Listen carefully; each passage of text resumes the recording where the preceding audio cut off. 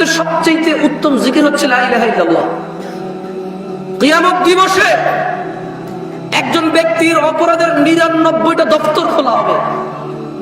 আল্লাহ ওই ব্যক্তির সামনে তার অপরাধের 99টা দফতর খুলে বলবে, বান্দা তুমি কি এই এই অপরাধ করেছো? বান্দা বলবে, আল্লাহ হ্যাঁ, আমি এই এই অপরাধ করেছি, আমি স্বীকার করছি, আমি অন্যায় করছি। বান্দা লজ্জিত থাকবে আল্লাহর সামনে, তার অপরাধ দেখে সে তার 99টা বই না দফতর, লাইব্রেরিও না, দফতর, বিশাল বড় বড় অপরাধের দফতর। ও আপনি বলছেন জামশেদ ভাই 60 বছর জীবনে এত অপরাধ? আরে ভাই আপনি না 60 বছর পাচ্ছেন, নূহ আলাইহিস সালাম 950 বছর শুধু দাওয়াত দিয়েছে, তাহলে উনি কত বছর পাচ্ছেন, উম্মত কত বছর পাচ্ছে? বুঝাইতে পারি নাই মনে হয়। আপনি নিজের 100 বছর জীবন, শুধু কি বিচার আপনার হবে? নূহ আলাইহিস সালামের উম্মতের হবে না? কি নূহ আলাইহিস সালামের উম্মতের বিচার হবে না? আদম আলাইহিস সালামের উম্মতের বিচার হবে না? মুসা ঈসা আলাইহিস সালাম আজমাইনের উম্মতের বিচার হবে না? তো সব নিজের দিয়ে বিচার করেন। হ্যাঁ, হতে পারে এই 60 বছর এই ইন্টারনেটে। আচ্ছা একটা কথা বলি, একটা লোকের ডিশ কেবল ব্যবসা আছে। কি কেবল ব্যবসা? আপনি তো অবাক হচ্ছেন যে জামশেদ ভাই 70 বছর বয়সে 99টা দফতর, how is it even possible? একটা মানুষ 60 বছরে কয়বার জানা করতে পারে, কয় গ্যালন মদ খেতে পারে, কয় কোটি টাকা সুদ খেতে পারে, ঠিক না? আপনি এরকম চিন্তা করতেছেন, ঠিক না? ধরে নেন তো একটা সুদী ব্যাংকের মালিক, যে সুদী ব্যাংকটা প্রতিষ্ঠা করছে আরো 20 বছর আগে, তার ব্যাংকে প্রতি মাসে 5,000 কোটি টাকার লেনদেন হয়। সে কত হাজার কোটি টাকা সুদের সাথে দায়বদ্ধ হয়ে গেল? কত হাজার? একজন মানুষ ব্যাংক ছাড়াটা সম্ভব? নাহলে 20 লাখ টাকা আছে, অমুকের 2 লাখ, অমুকের 1 লাখ, তমুকের 1 লাখ, শতে 10 টাকা, শতে 20 টাকা করে খাইলো, নাহলে এটা হলো। কিন্তু এই যে দেখছেন সুদ কি পরিমাণে গেছে একজনের, যে ব্যাংকের মালিক। এবারে দেখেন ডিশ কেবল ব্যবসা। একটা লোকে করলো কি, সরকার থেকে লাইসেন্স নিয়ে এলাকার মধ্যে ক্ষমতা আছে, ক্ষমতা দিয়ে বললো যে আমি এখানে কে কি করছি, আমি এখানে ব্যবসা করবো, কেউ আইবার পারবো না, বুঝছস? হ্যাঁ আমি এলাকার পোলা, আমি এলাকায় ব্যবসা করবো, কে কি করছো? সব জায়গায় তো চাচি ডিশ কেবল আমগুর থেকে লোয়েন, আর অন্য জায়গা থেকে আমার উপায় নাই, এলাকার সে নেতা, সে করবো ডিশ বিজনেস। না, নেতাদেরকে খারাপ বলছি না, হয়তো পারে সে নেতা না, এলাকার ছেলে, নেতাকে যা বলতেছে যে চাচা কি করুন, কিছু নাই, চিন্তা করছি ডিশ কেবল ব্যবসা করুন, কি করো? চাচা চিন্তা করছে এলাকার বেকার ছেলে, ঠিক আছে কাজকর্ম করলে ভালো, এলাকার উন্নতি হবে, আরো 5টা পোলাপানের কর্মসংস্থান হবে। চাচা ওভাবে ইসলামিক ভাবে চিন্তা করেনি, কারণ চাচা ইসলামিক ভাবে চিন্তা করবে কিভাবে? যে ছেলে ব্যবসা করবে তার মা বাবা তো চিন্তা করে না, ছেলেরা কি ব্যবসা করবে, ছেলে নিজেই চিন্তা করে না। এখন সে ডিশ কেবলের ব্যবসা নিয়ে আসলো, নিয়ে আসার পরে 5,000 পরিবারে ডিশ দিল। কয় হাজার পরিবার? কয় হাজার? 5,000। এবার 5,000 পরিবার, 5,000 টেলিভিশনে একটা গান চলতেছে, একটা উলঙ্গ মহিলা নাচতেছে, একটা বাদ্যযন্ত্র টং টং টং টং টং টং করে বাজাইতেছে, একটা মহিলা তার শরীর নাড়াচ্ছে, চুল নাড়াচ্ছে, একটা ছেলে তার তালে তালে নাচতেছে। এবার এখানে চাচা চাচি বসে বসে রিমোট নাড়াচ্ছে আর পা এভাবে নাড়াচ্ছে। হ্যাঁ ঠিক আছে, তাহলে কয় হাজার ফ্যামিলিতে? দেখছেন এই ডিশ কেবল ব্যবসায়ী একটা গান শুনলে একটা গানের ওর গুণা হতো। 5,000 পরিবারের প্রত্যেকের একজনের যে গুণা, এই 5,000 প্রত্যেক ব্যক্তির সেম গুণা, যে ডিশ কেবল ওই গান দেখতে দিল তারা। 99টা দপ্তর হওয়া সম্ভব মনে হয় না, আরো বেশি হয়ে যাবে মনে হয়, আমি বুঝাতে পারি না। আমি যখন আরো একটু ছোট ছিলাম, স্বাভাবিক সবাই ছোট থেকে আস্তে আস্তে বড় হয়, এখনো ছোট আপনাদের তুলনায়, কিন্তু যখন আরো ছোট ছিলাম আর কি, তখন যখন এই হাদিস পড়ছি আমি চিন্তা করলাম যে একটা যুবক ছেলে নাইলে দিনে একবার হস্তমিথুন করে, এরপরে সে ভয় পেয়ে যে তার যৌন শক্তি নষ্ট হয়ে যাবে, বলে আস্তাগফিরুল্লাহ আস্তাগফিরুল্লাহ আর করবো না, 1 মাস আর করে না। নাহলে 15 দিন একটা মেয়ের সাথে কথা বলে, নাহলে একটা মেয়ের পিছনে 1 বছর টার্গেট দিয়ে ঘরে ঘরে বিয়ে করবে, একটা অপরাধ জেনা। একটা লোক নাহলে 1 বোতল মদ খেয়েছে বন্ধু বান্ধব নিয়ে বসে, মদ পৃথিবীর মানে অন্যতম অপরাধের মধ্যে একটা, কারণ এই মদ খেলে মানুষ জেনাও করে, মদ করে জেনাও করে, অশ্লীলতা জড়াই পড়ে। এখন এই 1 বোতল মদ খেলো, পরের দিন আরে সব মানুষ কি ব্যবসায়ী হয় নাকি? এই এলাকার পোলাপানি সিগারেট খায়, খুঁজা খায়, আমি জানি, এরকম বহুত পোলাপানি আছে 10 টাকা দিই, তার কাছে টাকা নাই একটা সিগারেট খাওয়া, তো তাহলে কয় প্যাকেট সিগারেট খাই দিল? অত টাকা নেই তো, ওরা বড় যে টাকা দিচ্ছে, স্যান্ডেল কিনছে, জুতা কিনছে, মোবাইলে রিচার্জ করছে পাবজি খেলার জন্য, প্রেমিকার মোবাইলও কিছু টাকা পাঠাইছে, এরপরে কয় টাকা থাকে সিগারেট খাওয়ার জন্য? ভাই ওর বাপ 1 লাখ ইনকাম করে 4 লাখ পকেট খরচ দেয়। তো দেখলাম যে আমি চিন্তা, যখন ছোট ছিলাম চিন্তা করলাম যে আসলে সে যে অপরাধ করে, অপরাধের একটু সীমা আছে। আপনি একটা মহিলার সাথে ঘুমালেন জানা করতে, কতক্ষণ তার সাথে ঘুমাবেন? কতদিন লাগাতার এভাবে আপনি জানা করেন? আমি চিন্তা করলাম 99টা দফতর খুলবে অপরাধের। হ্যাঁ, একটা মানুষ, এই সাউন্ড একটু কমো তো ভাই, একটু সাউন্ড একটু কমো, কানে লাগে, হালকা কমো। আমাদের একটু ডিজাইনের দরকার নাই, সুন্দরের দরকার নাই, স্পষ্টের দরকার, কি বলেন? কথাটা পরিষ্কার শোনা গেলেই হলো, অত ইকো বিসমিল্লাহ বিসমিল্লাহ বিসমিল্লাহ দরকার নাই। আমি গজল গাবো না, যদি গজল গাই তাহলে ঠিক আছে, এরকম সাউন্ডের দরকার আছে, মারহাবা, হ্যাঁ তাহলে ঠিক আছে। এমনি কথাবার্তার জন্য সাউন্ড হইলে চলে, কোনো ইকো লাগবে না। তো আমি তখন যখন ওই যে আরো ছোট ছিলাম, আমি সৌদি আরবে ছিলাম তখন, তো সৌদি আরবের পোলাপাইনের যে আমার বন্ধু বান্ধব তাদের অপরাধ, সৌদি পোলাপাইন আর আমি কি সমান? এমনি ছোটবেলায় সাইকেল টাইকেল চালাইছি ওদের সাথে, একলা পাহাড়ের উপরে বসে মুরগি টুরগি জ্বালায় খাইতাম। তো এদের অপরাধের মধ্যে দেখতাম যে গান শুনে 2-4টা গালাগালি করে, মাঝে মধ্যে একটা করে সিগারেট খায়। এর বাহিরে ধরেন এইগুলা কমন অপরাধ আর কি। হ্যাঁ, এর মধ্যে ধরেন কতক্ষণ গান শুনে, কতক্ষণ আস্তাগফিরুল্লাহ আস্তাগফিরুল্লাহ, সৌদি পোলাপাইনের কথা বলতেছি। হ্যাঁ, ওই বন্ধুরা একটা ঠুস করে একটা গালি দিয়ে দিল, গালি দিয়ে বলো যে লা হাওলা ওয়ালা কুওয়াতা ইল্লা বিল্লাহ, সব থাকলে গালাগালি হচ্ছে। মানে দেখতেছি ইনস্ট্যান্ট আবার সে আল্লাহর কাছে ক্ষমা চাচ্ছে, অপরাধ করতেছে। তো আমি যখন এই হাদিস পড়লাম যে একটা মানুষের সামনে আল্লাহ বিচারের মাঠে 99টা দফতর খুলবে, দফতর, শুধু এগুলো সব অপরাধ। তখন আমি চিন্তা করলাম, আচ্ছা এই সব অপরাধ একটা লোক 60 বছর বাঁচে, এত দফতর হবে কিভাবে? ছোট মানুষ না? যেমন আপনি ছোটবেলায় মনে আছে কিনা আপনার আম্মা আপনাকে গল্প শোনাইতো, তুই যে আম্মুর কথা শুনোস না, আম্মু মরে গেলে তোরা বুয়ারেক বিবাহ করলে, সৎমা আসলে কথা না শুনলে তখন কি করবি, এরকম শুনেছে না? আপনি তখন চিন্তা করতেন যে এই আমি ওই যে ড্যাঙ্গার ভিতরে বাগানে পায়খানা করতে যাবো কিভাবে, জিম্বুদ আছে আমার আম্মা মরে গেলে, কারে নিয়ে ঘুমাবো, এরকম চিন্তা করে নাই কেউ এখানে?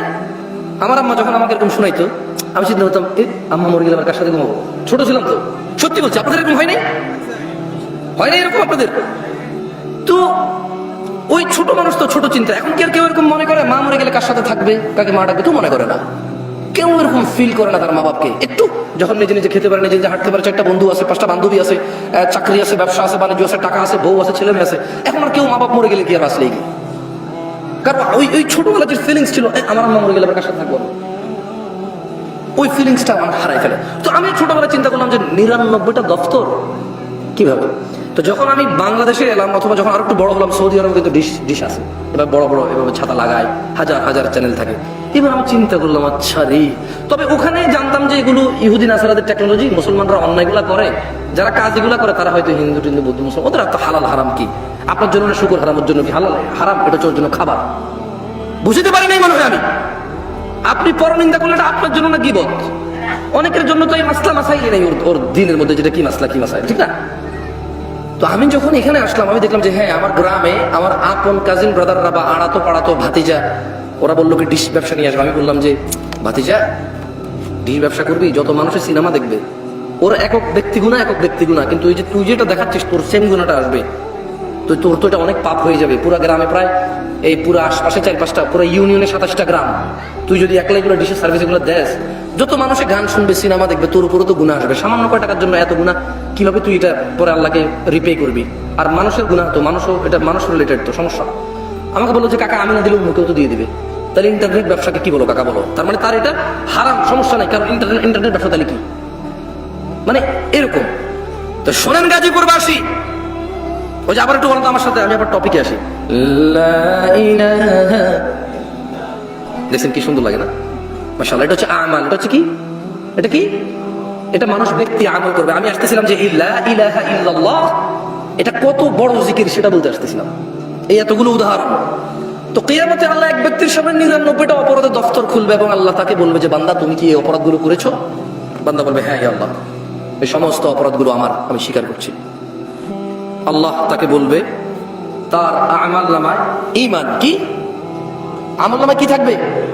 ঈমান হচ্ছে মানে আশহাদু আল্লা ইলাহা ইল্লাল্লাহ ওয়া আশহাদু আন্না মুহাম্মাদুর রাসূলুল্লাহ, অথবা লা ইলাহা ইল্লাল্লাহ ওয়াহদাহু লা শারীকা লাহু লাহুল মুলকু ওয়া লাহুল হামদু ইউহয়ী ওয়া ইউমীতু ওয়া হুয়া আলা কুল্লি শাইইন কাদির, অথবা লা ইলাহা ইল্লাল্লাহ। এটা ঈমান। এটা কি? আল্লাহ ছাড়া কোনো অন্য মাবুদ, উপাস্য, মানে মানার মতো, ভয় পাওয়ার মতো, পরোয়া করার মতো অন্য কোনো ইলাহ নাই। কি নাই? ইলাহ নাই। এটা হচ্ছে লা ইলাহা ইল্লাল্লাহ, যেটা আপনি জিকির করেন প্যান্ডেলে বসে, সবাই মিলে একত্রিত করেন, অথচ কেউ এখান থেকে বেরিয়ে গিয়ে করেন না। তো আমি আপনাদেরকে এখানে আমলটা করালে কি লাভ? আপনি প্যান্ডেল থেকে বের হয়ে আবার কিছুই করবেন না। আমি শিখিয়ে দিচ্ছি এই লা ইলাহা ইল্লাল্লাহর কত ক্ষমতা। 99টা দফতর অপরাধের একটা পাল্লায় রাখা হবে, এক এক কাগজের টুকরোর মধ্যে ওর লা ইলাহা ইল্লাল্লাহ লেখা থাকবে। আল্লাহ ওই লা ইলাহা ইল্লাল্লাহ ওকে বলবে যে ওর মিজানে দিতে, ও বলবে যে ইয়া আল্লাহ 99টা দফতর অপরাধে আর লা ইলাহা ইল্লাল্লাহ। আল্লাহ আপনি কি বলছেন? আল্লাহ বলবে যে ঠিক আছে তুমি দেখো না, ওর এই কাগজের টুকরো লা ইলাহা ইল্লাল্লাহর পাল্লার মধ্যে রাখবে, লা ইলাহা ইল্লাল্লাহ ভারী হবে। এটা হচ্ছে লা ইলাহা ইল্লাল্লাহ জিকির, যেটা আপনারা এখানে বসে বসে সবাই মিলে করেন। আপনাদের কাছে মনে হচ্ছে এটা একটা আনুষ্ঠানিকতা, কেউ একজন আসবে এখানে, এসে আপনারা সবাই বসে থাকবেন, এরপরে তার সাথে বলবেন লা ইলাহা, ব্যাস, এরপরে সেটা নাই। এখান থেকে উঠছেন নাই, ঘরে গেছেন নাই, দোকানে গেছেন নাই, রাস্তাঘাটে নাই, মসজিদে নিজে নিজে নাই, শুধু মাহফিলের একটা অনুষ্ঠান। এটা আপনি ভেবে নিয়েছেন। এই জন্য আমি আপনাকে আমল করাবো না।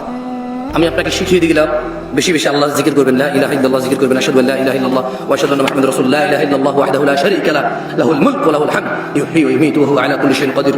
এই জিকিরগুলো বেশি বেশি করবেন। শোনেন গাজীপুরবাসী, যেটা বলছিলাম যে ওয়াজ খুব বেশি একটা ভালো লাগবে বলে মনে হয় না, কারণ এখানে মানুষ সরে সরে ওয়াজ শুনতে অভ্যস্ত হয়ে গেছে। হালকা একটু গজল হবে, কিস্সা হবে, কাহিনী হবে, বউয়ের একটু বদনাম হবে, মায়ের পক্ষে একটু কান্নাকাটি হবে, নতুন বউয়ের বদনাম হবে, শাশুড়ি ভাত দেয় না, নতুন বউ খারাপ, ছেলে বিয়ে করে পর হয়ে গেছে, একটু সিনেমা নাটকের ফ্যান্টাসি হবে। এটা এখন ওয়াজের পরিণতি হয়ে গেছে। তো এগুলো কিছুই আজকে হবে না। এই জন্য আমি বড় চিন্তিত আছি, গাজীপুর মানুষ আদৌ কি বুঝবে আমি ওয়াজ করে চলে যাওয়ার পরে যে ওয়াজ করলাম না, কথা বললাম। কারণ এরকম হয়, অনেক জায়গায় বলেছে হুজুর তো ওয়াজ করে না, কথা বলছে।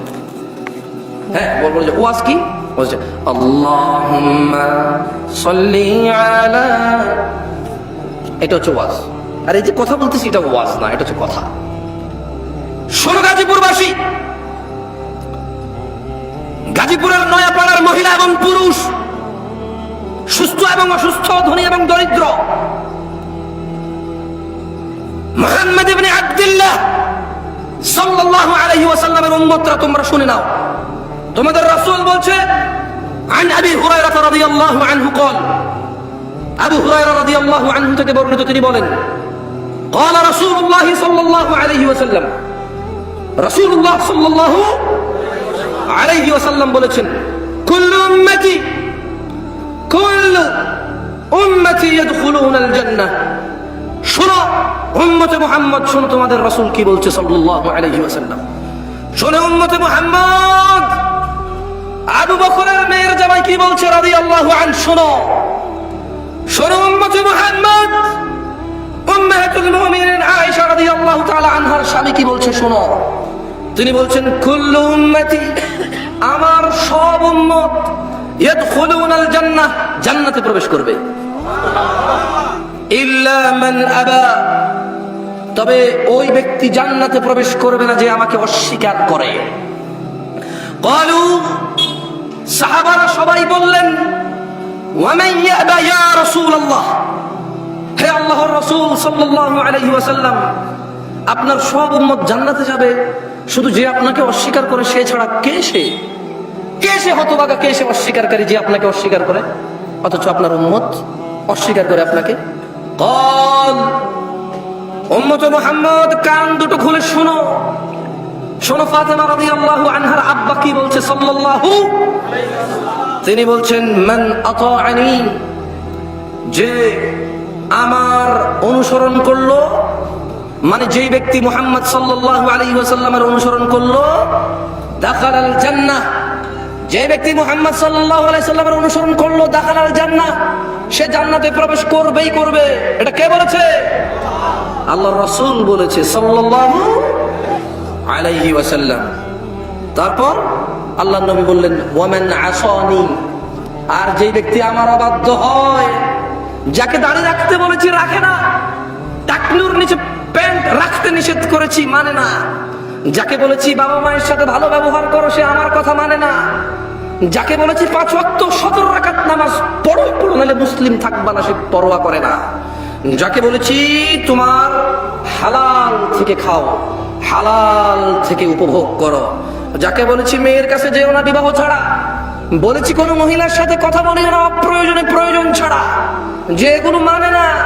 ওয়ামান আসানি, শুনে নাও আমার সাহাবারা, যেই ব্যক্তি আমি মুহাম্মদের অবাধ্য করলো, যেই ব্যক্তি আমার অবাধ্য হলো, বলেছি সালাতে আসতে, যাকাত দিতে, হজ করতে, সদ্ব্যবহার করতে, জমিনে নম্র এবং ভদ্রভাবে চলতে, বলেছি কোরআনুল কারীমের শিক্ষায় নিজেকে শিক্ষিত করতে, বলেছি আল্লাহ ভীরু হতে, বলেছি আল্লাহ যা পছন্দ করে তা পছন্দ করো, আঁকড়ে ধরো, বলেছি আল্লাহ যা অপছন্দ করে তা বর্জন করো, ঘৃণা করো, যে এগুলোর পরোয়া করেনি। ওমান আসানি, যে আমি মুহাম্মদের অবাধ্য হলো, শুধু সুন্নত মনে করে অবাধ্য হয়ে গেছে, মানে আল্লাহ নবী বলছে রাখো, ও বলেছে সুন্নত, আল্লাহ নবী বলছে করো, ও বলেছে সুন্নত, না থাকে